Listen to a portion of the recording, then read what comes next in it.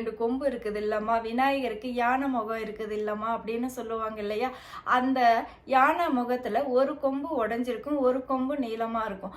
அந்த உடைஞ்சிருக்கிற கொம்பு வந்து விநாயகருக்கு நம்ம குழந்தைங்களுக்கு என்ன சொல்ல வராரு அப்படின்னா, அதாவது செல்வமா, அறிவா அப்படின்னு சொல்லி வரும்போது கண்டிப்பா அறிவார்ந்த செயல்களுக்கு, அறிவார்ந்த சிந்தனைகளுக்கு, அறவழியில் செல்பவர்களுக்கு முன்னுரிமை கொடுக்கணும்.